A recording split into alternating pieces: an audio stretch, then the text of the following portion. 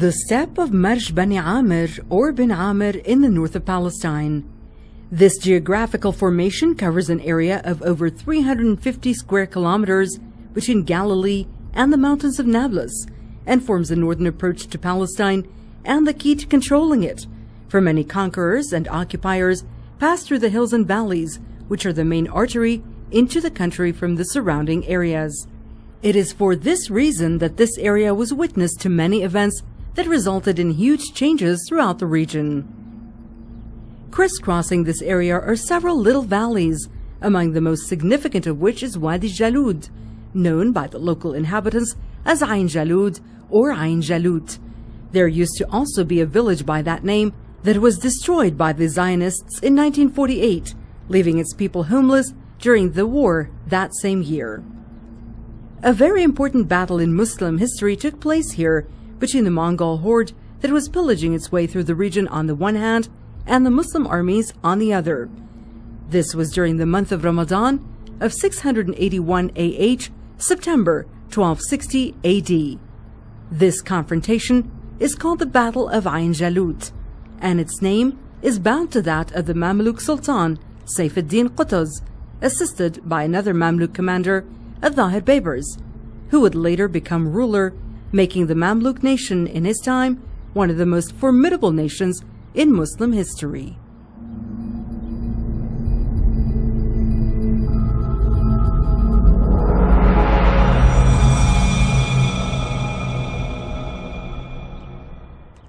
This was a truly epic confrontation.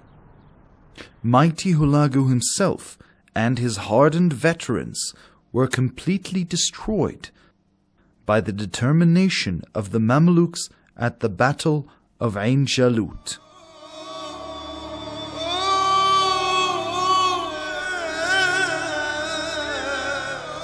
The Battle of Ain Jalut was the de facto end of the great Mongol advance into the west, which saw the horde conquering more land than any other army in the history of humankind.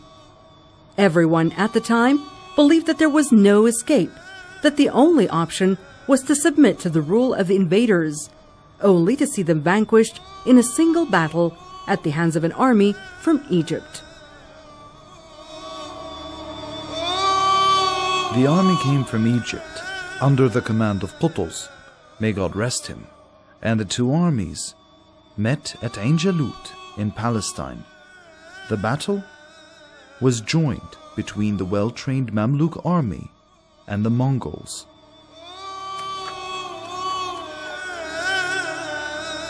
So they were under the leadership of Qutuz at Ain Jalut, and he cried out for Islam, and that epic battle was joined, which saw the Mamluks victorious over their foes.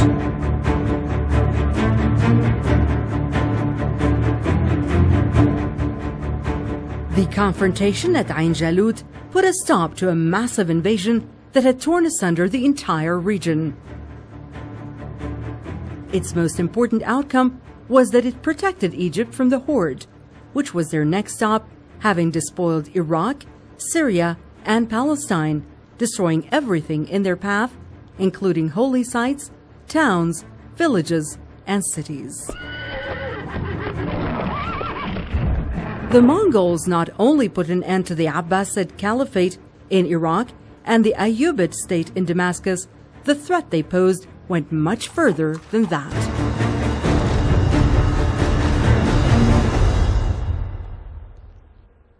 In fact, the Battle of Ain Jalut protected all of human civilization.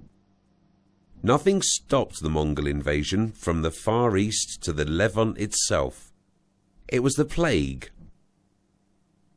When they would take a city, they would raze the buildings, kill the men, enslave the women, burn the books, and tear down mosques and churches.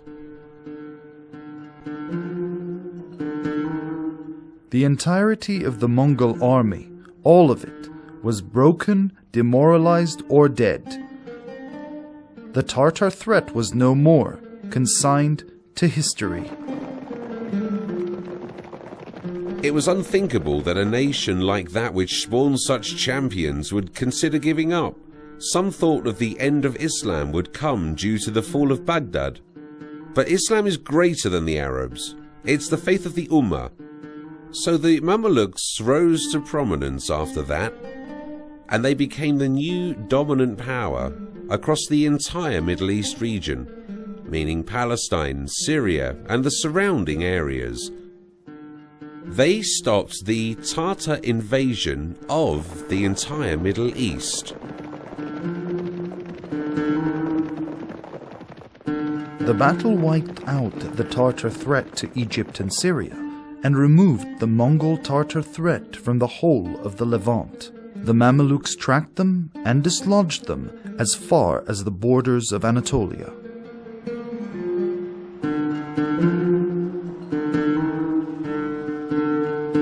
Damascus saw the famous debut of Saifuddin Qutuz, aka Mahmud bin Khawarizm Shah. It is said that he was the son of royalty in his home of Khawarizm, the nephew of the Sultan Jalaluddin Mankabarti, the last of the Khawarizmi sultans, and that he was enslaved by the Mongols during their attacks on Central Asia as they annihilated its nations.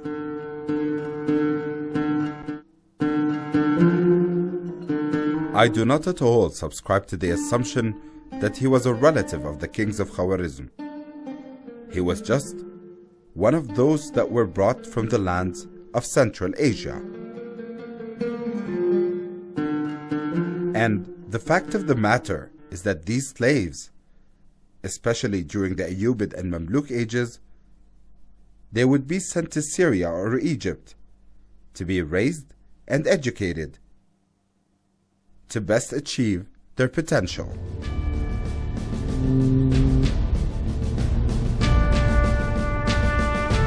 No matter his origins, he was a fierce warrior who was trained to fight the Crusaders during the time of the Ayyubid ruler Najmuddin Ayyub in Egypt, who built a fortress for this very purpose on Rhoda Island between the Nile's tributaries.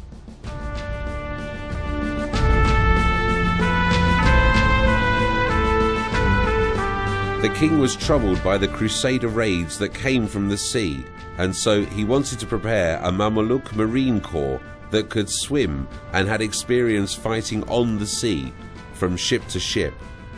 And so finally he built his fortress here, and created a marine force known as the Bahri Mamelukes. Several historians estimate that there were around 800 of them, but others say the number was more likely to be 1,000.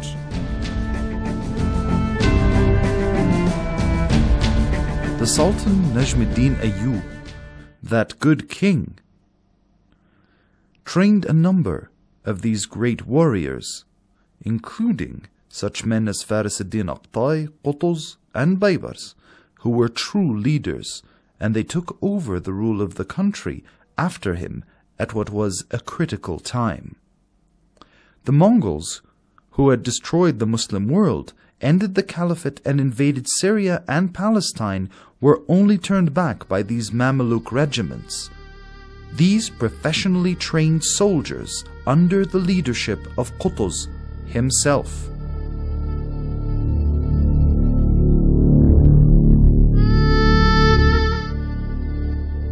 The Bahri or Sea Mamluks were thus named after Rhoda Island on which they lived. The Burji Mamluks, however, were named for the towers, Abraj, of the citadel where they resided. Don't forget that the Bahri Mamluks are of a different ethnic makeup to the Burji Mamluks. The Burjis were made up of Circassians. They were of the Circassian ethnicity. The Bahris were made up of people who were of Turkish origin.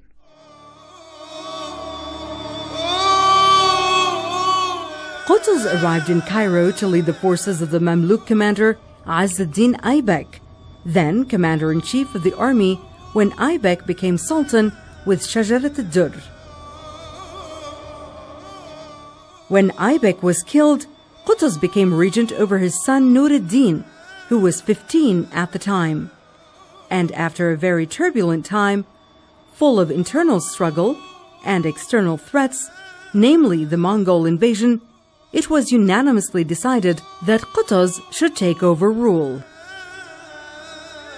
This was in the year 657 AH, 1 year after the Mongol destruction of Baghdad, and simultaneous with their sack of Aleppo and threatening of Damascus. Everyone was certain that their next stop was Egypt, which meant that preparations had to be made to confront them. Despite the complicated and difficult situations in Egypt at that time.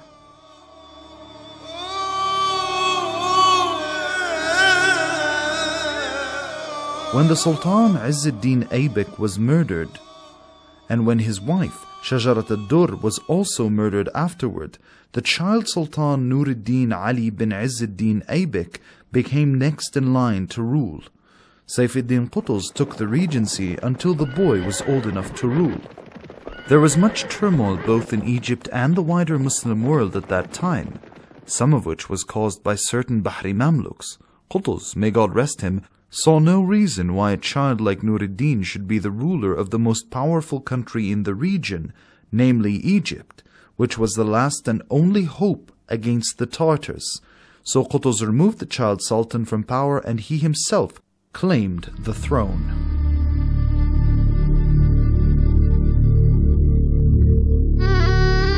Qutuz worked hard to amend the internal situation in Egypt. He was helped caring for matters of morale by the Sheikh Al-Izz bin Abd al-Salam. He also worked on improving Egypt's external affairs to prepare for the Great War, which he knew would come.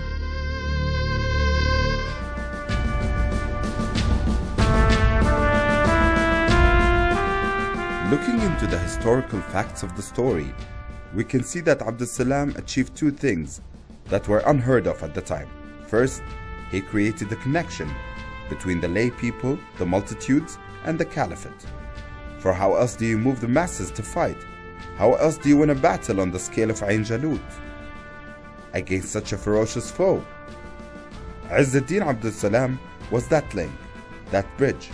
He was the medium that connected the ruler to the people he ruled. Add to that the fact that his moral compass was incredibly strong. He was a very moral man.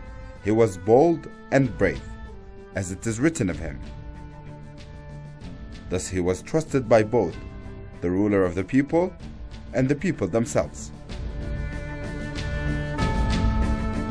And so the expected happened.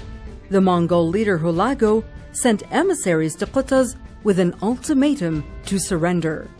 A stern answer was needed for an invader of this type.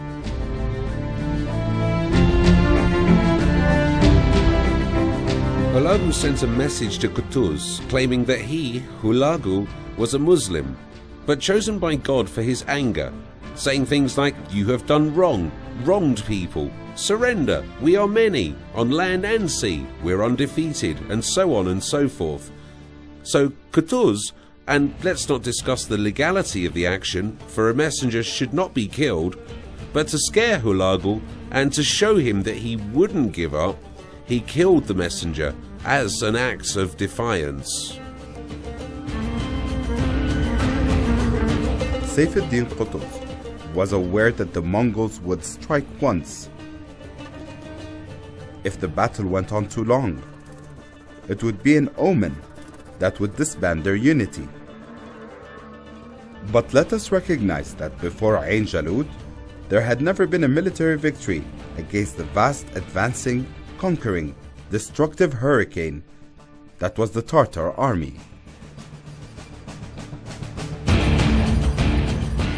We must credit Saif ad-Din Qutuz first with taking the initiative and choosing to fight. I mean, he could have easily chosen to negotiate, which was a valid political choice.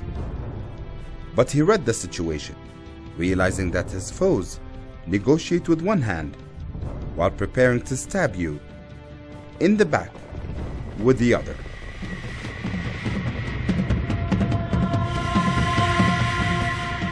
The armies were ready for action and began their march from the camps created for this purpose by the late Sultan Najm-ud-Din Ayyub in the city of Salihiyah in Egypt. Qutuz was at the head of the army, aided by the famous commander Al-Zahir Baibars.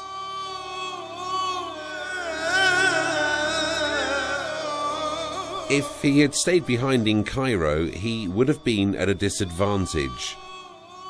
So he opted to take the battle to the enemy, outside Egypt, to show Hulagu that he wasn't afraid of him. Most of the rulers who had decided, with the exceptions of Qutuz and Baibars, to wait and let the Tartars come to them, were annihilated as a result. The Mamluks thought and decided to change the plan, to go on the offensive instead of defending. On the road to Ain Jalut was a force of Mongols ready to enter Gaza and sack it, and it was essential that they be stopped from entering Egyptian territory. The man who took on this mission was Al-Zahir Baibars, who achieved in Gaza a glorious victory against the Mongols and proceeded to the rally point near Ain Jalut in Palestine.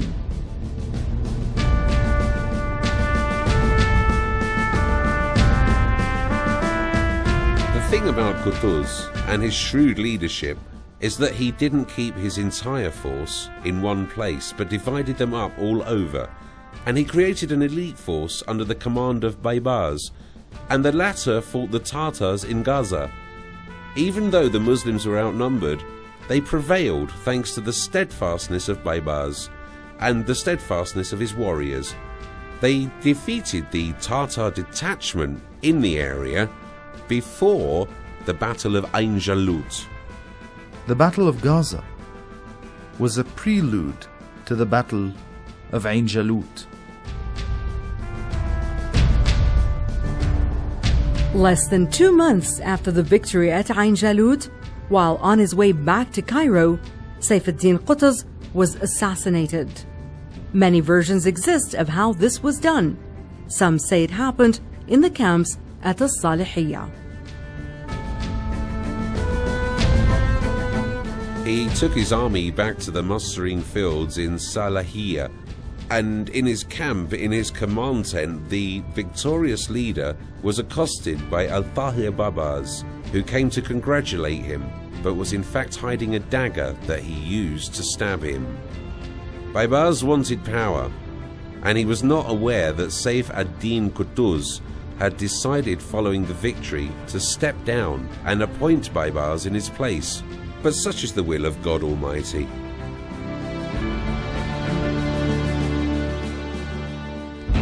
It has also been said that others killed Qutuz, but no matter the stories, it seems that fate had meant him for a particular mission, and his life ended shortly after completing it.